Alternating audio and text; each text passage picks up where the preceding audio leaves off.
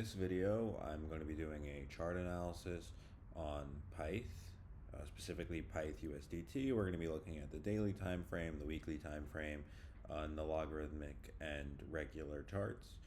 And I don't know if you watched my last video, but if you've been keeping up to date with VRA, I got burned real bad on VRA. So I have taken what was left and have put that into Pyth.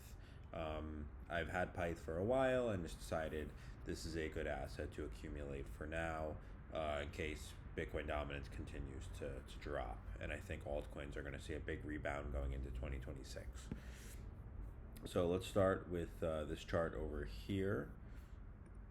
Oh, actually, yeah, let's do this one. So I'm just pointing out over here, we had this previous support zone that I'd like to see us reclaim. And it looks like we may have bottomed over here. We're starting to see some strength. If we can reclaim this zone around 8.5 cents and we can hold that as support, that would really signal that this was a bearish, a bear trap. It looks like that would likely be the bottom if that is what happens. If we could hold back above this line, if we could reclaim that support, as long as it doesn't become resistance and we continue further down. That's definitely something that is very important for us to see further continuation. Now, more on this is we can see over here as well. It looks like we might be breaking a long-term downtrend from around December 2024. It looks like that may have just occurred. You see we have the resistance here, here, and we consistently have resistance against this trend line, and it looks like we're breaking down. So I think if we can reclaim the support and see a strong move, probably past this area over here. Yeah, if we can reclaim that, you could see this was support here. Sorry, we had support here, and then that became resistance here, and then it was resistance here again. We couldn't break above it, and then we had this downtrend. Now we're breaking the downtrend. If we could reclaim this and then eventually get above this resistance again, that would ultimately take us to, I mean, there's another resistance over here. This is another important resistance zone. You know, this was support, and we had resistance here again, and we had resistance here.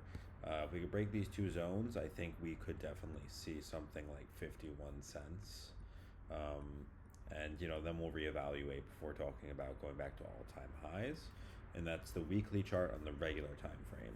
So something else I want to look at here is the logarithmic weekly chart. So it looks like we're in a very clear channel over here with the logarithmic chart on the weekly, and it looks like we have bottomed. You know, we keep finding support consistently at the lower end of this and resistance at the upper end, which is why it looks like a channel. And what we do want to see is we want to see this downtrend be broken. And the supports and resistances here I'm sure are also similar, around 8.5 cents. And then in this zone again, you know, around 18.4 cents. What do we have over here? Around 18.7 cents. And then after that, around 25, yeah, around 25 cents. And then again after that, around 51.5. And then again, you know, the highest point is $1. So I think if we see this downtrend, this downtrending channel be broken, I think we could see new highs on this asset. I think we could at least see these couple of resistance zones be reached. I think there's massive potential for good ROI on Pyth, and the fundamentals on this one are great too. It pumped over the summer because there was a partnership announcement with the U.S. government, I believe specifically Department of Defense, to put certain data on the blockchain. It's also been known as the chain link of Solana. So there are good things in store for Pyth. Previously, there have been great airdrops for staking Pyth. It hasn't been a thing for a while. I haven't gotten any airdrops in a long time for staking Pyth, but who knows, maybe that'll come back.